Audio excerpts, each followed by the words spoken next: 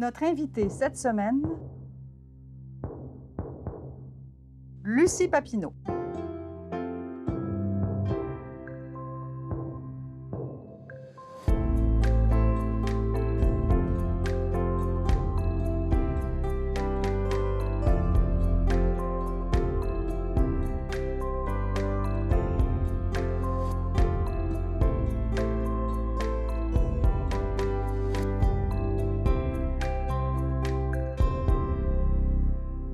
Lucie Papineau, bonjour. Bonjour. Bienvenue à Mémoire. Merci. En mars 2001, vous êtes nommée secrétaire d'État aux régions ressources. Oui. Et adjointe parlementaire au ministre d'État aux régions. Comment vous avez accueilli cette nomination, vous qui étiez si heureuse des régions? Oui. Et surtout, des régions, au début, je voulais savoir où est-ce qu'on Oui. on est nommé, mais on ne sait pas. Oui. Hein, alors, j'ai demandé, moi, qu'est-ce que vous vous attendez de moi? Voilà. Et ils ont dit, on aimerait que tu t'occupes de la Basse-Côte-Nord. Ça, c'est une région qui a besoin d'aide. Hein? Mhm. Et je suis allée plusieurs fois, je suis allée les voir.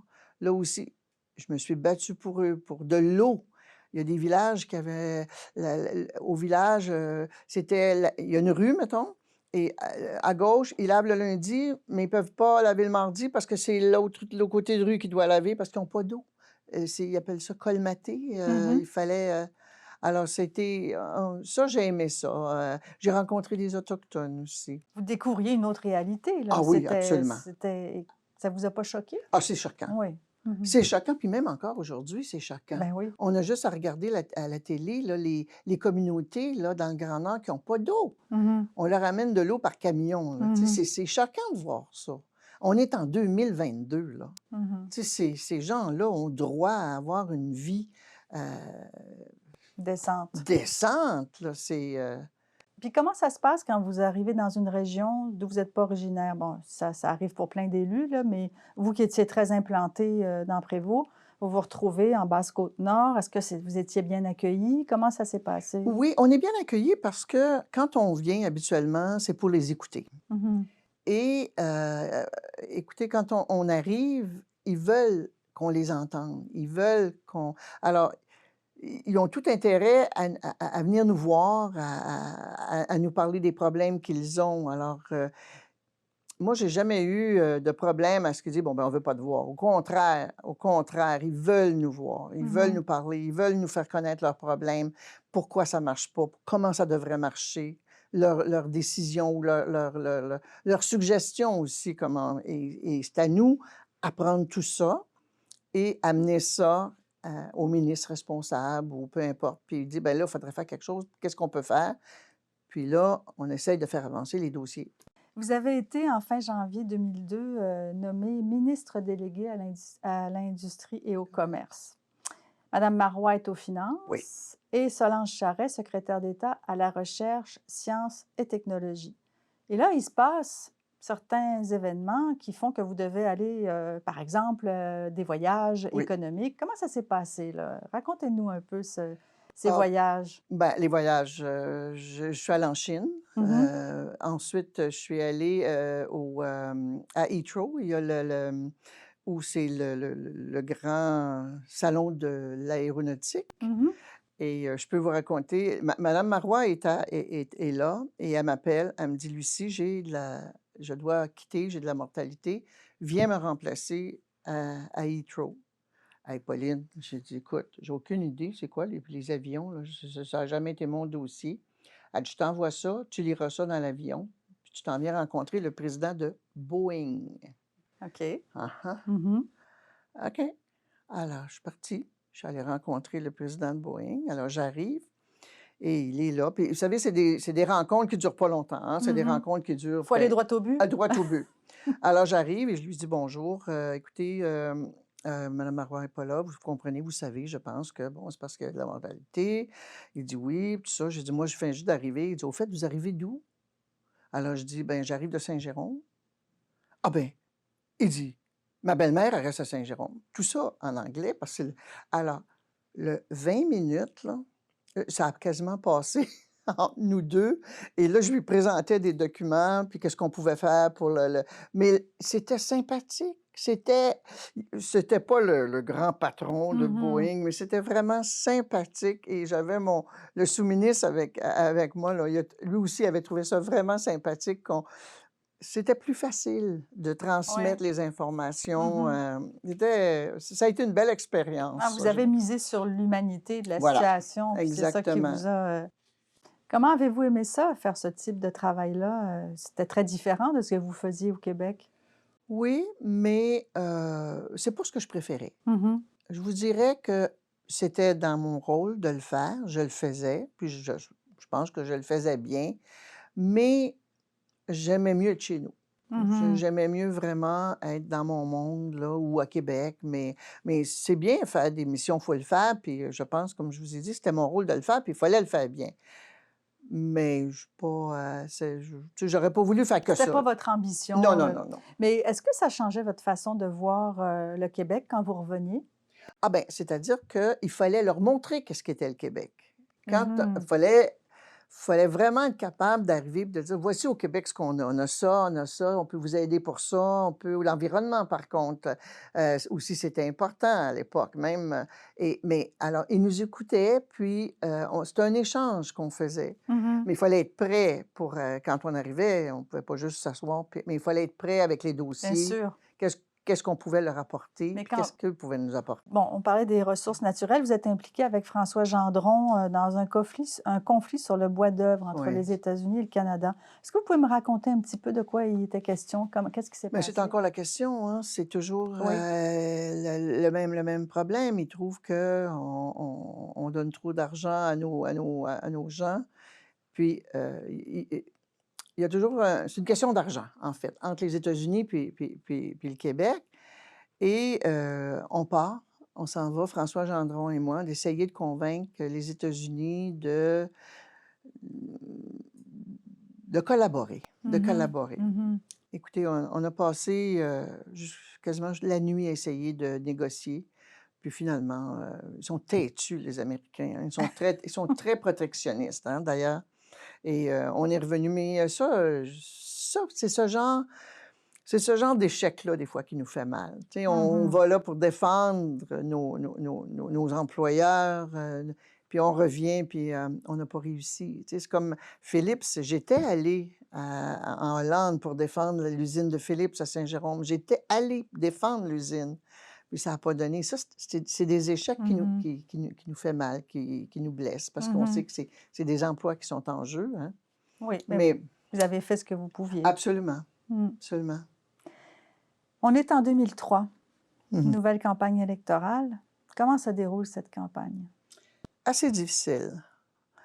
Vraiment, quand, on est tombé en campagne, moi, je sentais qu'on aurait de la difficulté à garder le pouvoir. Mmh. Effectivement, c'est ce qui est arrivé. On a perdu le pouvoir, mais j'ai quand même été élue, encore une fois. Mmh. Et comment s'est passé ce changement, être dans l'opposition? Qu'est-ce que ça vous faisait? C'était la première fois, bon, Mmh. que j'étais à l'opposition, mais honnêtement, j'ai aimé l'opposition. J'ai aimé l'opposition parce que on a des dossiers à gérer. Mmh. Chaque député a ses dossiers, travaille ses dossiers, heu, propose des questions à poser à l'Assemblée nationale, en commission parlementaire, pose des questions. Tandis que quand on est au pouvoir, ben, on n'a pas toujours, c'est rare qu'un député pose des questions. Un député au pouvoir va poser des questions. Mais à l'opposition, par exemple, dépendamment du dossier que la personne a, peut poser des questions au gouvernement et ça incite qu'il faut qu'il fasse du travail, il faut qu'il fasse des recherches et je trouve que c'est très intéressant d'être à l'opposition. Est-ce que la déception, parce que pendant plusieurs années, pendant plusieurs mandats, vous étiez au pouvoir et puis bon, le parti avait vraiment le vent dans les voiles. Est-ce que la déception marque la pratique du mandat? La déception d'avoir perdu? Je pense qu'au début, oui. Je pense qu'au début, ce serait mentir de dire qu'on n'est pas déçu. Je Mmh. pense qu'on est déçu de ne pas être au pouvoir, de pouvoir continuer les dossiers ou en tout cas ce qu'on avait entrepris pour la société. Mais bon, à l'opposition, on peut quand même faire avancer les Mmh. dossiers et on Mmh. est là pour ça, je pense. L'opposition est là pour ça et ça a bien été. On est en 2003 et c'est l'année où vous perdez votre conjoint qui, vous nous l'avez, confié, avait été vraiment celui qui vous a encouragé, à vous présenter en Tout à fait. politique. Mmh. Comment ça se passe, quand on perd, bon, cette personne-là qui est si précieuse, mais on est en exercice, on est en mandat, donc vous êtes toujours dans l'action, toujours dans le feu roulant. Est-ce qu'on est compréhensif autour de vous, votre entourage? Oui, ça a duré 3 ans et juste avant les élections d'avril 2003, on savait que Mmh. ça se terminait pour Robert. Mmh. Et à l'Assemblée nationale, ils ont été très, très, très gentils avec moi. Ils m'ont donné du temps pour être à la maison, pour que je puisse, être avec Robert jusqu'à la fin. Quand, l'élection d'avril est arrivée, j'avais dit à Robert: «Je pense que j'irai pas. Plutôt je vais demeurer à la maison, je vais dire que je me représente pas». Puis il m'avait dit: Tu me ferais de la peine si tu faisais ça». Et il Mmh. dit: «Représente-toi». Et je me suis représentée, puis j'ai gagné. Mais, il est décédé en juillet, Mmh. de la même année. Mais vous avez eu donc tout le soutien, autour Ah, de vous? définitivement, Ouais. vraiment, beaucoup de collègues, sont venus, à ses funérailles, de tous les côtés de la chambre. Ils ont été très généreux. Vous aviez peut-être l'impression aussi de gagner pour lui? Ah, absolument, Mmh. absolument. Il m'a tellement aidée. À un moment donné, j'avais, un discours à faire, sur un sujet très précis que je maîtrisais pas tellement. J'avais juste à l'appeler. Puis je lui disais: «Robert, il faut que je parle pendant 20 minutes sur tel sujet. Qu'est-ce que tu veux dire? J'aimerais ça dire ça, ça, ça. Je t'envoie ça dans pas long». Ah non, il collaborait avec Ah, vous alors? absolument, Mmh. absolument. Et j'avais même pas besoin de Wow! m'inquiéter. Dans une demi-heure, le texte arrivait Mmh. et c'était un texte, ah Incroyable. ouais, il était vraiment tout prêt, il m'aidait beaucoup, beaucoup, beaucoup. Diriez-vous que, bon, outre le fait qu'il vous ait inspiré pour la politique, mais diriez-vous que sans sa collaboration et sans son soutien, familial, puisque vous, vous étiez en fonction, Mmh. vous auriez pas pu faire de politique? Comme beaucoup Ah, d'hommes le disent de leurs épouses. heu, heureusement qu'il était là. Mmh. D'abord comme support, parce que c'est pas évident, hein, être député, voyager, prévôt Québec à chaque semaine, mais il était là. Puis il disait: «Continue», et il disait toujours ça, hein: «On continue, Lucie, on continue». Ça a toujours été du début à la fin dans ma vie avec lui, quand on avait une épreuve ou quoi que ce soit, on continue. On oublie là, puis on continue. Un partenaire. Un grand partenaire. Mmh mh. Mmh. En 2004, on arrive à un débat autour de la chefferie du Parti québécois. Monsieur Landry décide de rester en poste, puis après ça, il est soumis à un vote de confiance. Bon, il démissionne et madame Marois réclame une course. Mmh. Vous l'avez appuyée. Tout à fait. Qu'est-ce que vous aimiez chez madame Marois? Qu'est-ce qui vous inspirait puisque vous l'avez soutenue, tout au long? C'est une femme qui a fait tellement pour la société, tellement. Depuis le début qu'elle est en politique, cette femme-là a fait grandir le Québec, Mmh. vraiment. Et l'ayant eue comme ministre en titre, je dois vous dire qu'elle fait confiance à son monde. Heu, et c'est une femme qui va au bout de ses idées, qui est tenace, mais en même temps en étant correcte. Mmh. Elle sait ce qu'elle veut, mais elle est correcte avec son monde. Mais c'est une personne, que j'ai admirée, que j'admire encore beaucoup. Vous parlez de ce qu'elle a construit, pouvez-vous me nommer 1 ou 2 éléments qui, selon vous, sont, Écoutez, les ainsi? CPE. Mmh. Pourquoi aujourd'hui il y a tant de femmes sur le marché du travail? C'est à cause des CPE. Pourquoi il y a tant de femmes aujourd'hui qui cherchent à avoir une place en CPE? Mmh. C'est grâce à Pauline Marois qui a Mmh. créé les CPE. Est-ce que vous avez appris quelque chose d'elle en politique, à comment être une députée, comment être une ministre, comment être sur les bancs? Comment ça est-ce qu'elle vous a appris comment faire? Où est travailler ses Ah dossiers? oui. Mmh. Elle travaillait ses dossiers, elle consultait beaucoup, elle travaillait fort et je pense que si elle est arrivée à tant de résultats pour la société québécoise, c'est qu'elle travaillait ses dossiers, elle consultait, Mmh. c'était vraiment, quelqu'un qui allait au bout de ses dossiers. Mmh. Mais vous aussi? J'essaye. En 2006, vous devenez porte-parole en matière de sécurité publique. Oui. Tout un nouveau domaine, même si vous aviez quand même, quelques idées sur la police et sur, la C'est justice. ça. Donc, c'est quand même une nouvelle assignation. Comment vous avez accueilli cette assignation, justement? D'abord, je l'ai très bien accueilli parce que, étant donné que c'est mon mari qui avait parti Métropole, Oui, qui était, une un agence bureau de à l'agence de détectives ou détective, oui. d'enquêteurs et il y avait à l'époque, vraiment c'était compliqué là, les agences de sécurité, les agences de détectives. Il fallait faire le ménage là-dedans OK. et le gouvernement, à l'époque, avait dit: «Oui, on va faire le ménage». Et comme j'avais le dossier de la sécurité publique, alors vous pouvez vous imaginer que je m'y suis consacrée à fond. Mais mon vis-à-vis, c'était Jacques Dupuis. Pas Mmh. facile, Jacques, hein? Mais on s'est bien entendu et on a vraiment fait un beau projet de loi, puis une loi pour corriger ce qui allait pas dans ce secteur-là. Puis il fallait le faire. Donc vous vous entendiez tous les 2 sur les changements à faire? Ah oui, ben, c'est sûr qu'on a eu des discussions. Des fois, il n'est pas d'accord, ou moi, je n'étais pas d'accord. Mais on en est arrivé à dire oui, c'est ça qu'il faut faire maintenant, puis on l'a fait. Pouvez-vous nous donner un exemple de ce que vous avez changé? Exemple, les agents de sécurité que vous voyez, par exemple, dans un centre d'achat, Oui. souvent, c'était des gens qui avaient aucune formation. Mmh. Et on disait, il faut qu'il y ait au moins un minimum de formation. Et je pense que c'est correct. Comme ce soit des agents de sécurité dans les grands événements, par exemple. S'il y a une foule, qu'est-ce qui arrive? Et ça a été une chose qui a été mise dans le projet de loi. D'avoir un permis aussi. Personne pouvait, quelqu'un pouvait s'improviser, là, agent de sécurité, c'est moi qui fais la sécurité ici aujourd'hui. Maintenant, ça prend un permis. Ils doivent avoir un permis. Mmh. Ils doivent pas avoir de casier, par exemple, de casier judiciaire. Alors, ça a vraiment fait le ménage dans Mmh. ce domaine-là. Et vous connaissiez ça donc, Ah ben oui. mmh. Mmh. En 2007, c'est votre 4e campagne? Oui, Alors vous connaissez évidemment votre secteur, votre région, la population. Est-ce que vous étiez optimiste? pas vraiment. Non? Ah non, je voyais venir ça. J'ai travaillé très fort parce que j'ai pas perdu par une grande majorité, Mmh. 800 voix, je pense, quelque chose comme ça. Mais c'était évident que, ça allait pas, que ça allait pas et à un moment donné, bon, à la toute fin, quand, moi, j'ai su que je perdais quand Jocelyne Caron a perdu. Ah oui. Pour vous, c'était le Ah moi, thermomètre. c'était mon quand on m'a dit, on était dans une grande salle, quelqu'un est venu me voir puis il m'a dit: «Jocelyne a perdu». J'ai dit: «Oubliez ça, on Mmh. perd» et c'est cette journée-là aussi que j'ai perdu. Qu'est-ce que ça vous a fait? Ben, je peux pas dire que j'étais pas déçue, j'étais déçue, mais en même temps, j'avais donné.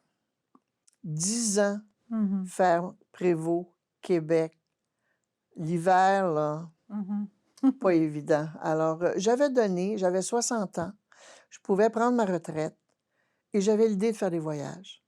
Alors, je pense que j'ai donné à la société. Si je vous demande, au cours des 10 années où vous avez exercé, pendant lesquelles vous avez exercé, quel est le dossier qui vous a tenu le plus à cœur et dont vous êtes le plus fier? C'est la maison des soins palliatifs. À un moment donné, je reçois un téléphone, on me dit, monsieur un tel et monsieur un tel, qui sont 2 personnalités, de la région, 2 personnes, de haut niveau, veulent me rencontrer. J'ai dit: «Oh là là, oui, parfait». Alors, j'ai dit: «Je vais y aller», j'y vais et on me dit: «Lucie, on aimerait avoir un peu de l'aide du gouvernement pour une maison en soins palliatifs». «Oui, parfait». J'ai dit: «Je vais aller, je vais demander». C'était quand même un gros montant. Et C'était c'est à quel endroit? à Saint-Jérôme OK. et j'ai eu ce que je voulais et on a construit une maison en soins palliatifs et vous devriez voir la belle maison aujourd'hui. Et je suis encore, j'ai siégé sur le conseil d'administration du et la mission de cette maison-là, c'est vraiment, les gens meurent en toute dignité, Mmh. c'est beau, c'est paisible, c'est la paix. C'est une paix qu'on retrouve à l'intérieur de cette maison-là. C'est un projet, holistique pour vous. C'est quelque chose qui rejoint, plein de à la fois le souci de vos, de vos Des électeurs, commettants oui, électrices, le souci de la dignité des gens, il y a un caractère social, il y a un caractère, spirituel aussi, donc c'est Ah, et les gens, ce qui est beau, c'est que c'est la communauté maintenant qui mmh le tient à bout de bras. mh. On les gens participent énormément, qu'il y a des levées de fonds, et vraiment, les gens savent que c'est une maison qui doit être supportée par Ouais. par la communauté. Mmh. Hem, donc là, c'est votre adversaire Adéquis Oui, qui remporte l'élection et là, le Parti québécois est relégué au rang de troisième groupe oui. parlementaire. Bien sûr, vous sentiez les choses venir, mais au point de vue collectif du parti dans la région, de la communauté, des militants, comment ça s'est passé? Comment c'était accueilli ça? C'est assez difficile, hein, parce que je vais vous dire, autant la région des Laurentides était péquiste du sud au nord, maintenant, Mmh. on en retrouve, aucun. Mmh.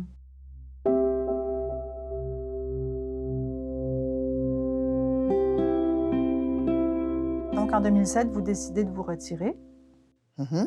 Absolument. et qu'est-ce que vous envisagez comme avenir à ce moment-là? Ah ben là, je m'étais promis de prendre soin de moi Mmh. et de voyager et j'ai voyagé. Vous voyagez, mais quand même, vous décidez, de vous lancer comme, directrice de cabinet de la Oui, ministre de la Famille, Nicole Léger. On est en 2012. oui. Qu'est-ce qui vous a donné envie d'occuper ce poste-là? Ah, encore une fois, on est venu me chercher. Ah oui? Encore une fois, on m'a appelé un matin, puis on m'a dit: «Écoute, Lucie, on cherche des chefs de cabinet». Ah! Ben, elle dit: «Comme, tu as été près de pour les CPE, tout Mmh. ça», puis c'était avec Nicole Léger. Aussi. Nicole avait le ministère de la Famille Oui. et justement les CPE. Alors elle me dit: «Bon, ben», j'ai dit: «Je vais y aller», surtout pour lui monter le cabinet et je suis restée, je pense que c'est quasiment un an, pas tout à fait un an, je pense, avec elle. Mais après ça, je suis retournée dans mes terres. Mais je suis allée lui donner un coup de main. Je suis allée, j'ai bien aimé ça. J'ai vraiment, monté le cabinet, c'était bien.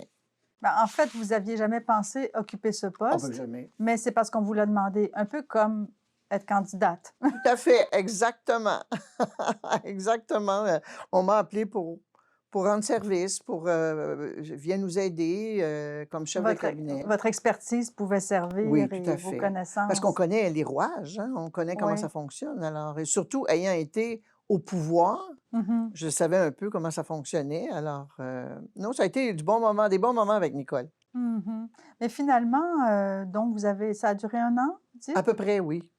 Est-ce que vous trouvez que la façon de faire de la politique aujourd'hui a évolué en 25 ans? Depuis l'époque où vous avez commencé, qu'est-ce qui a changé?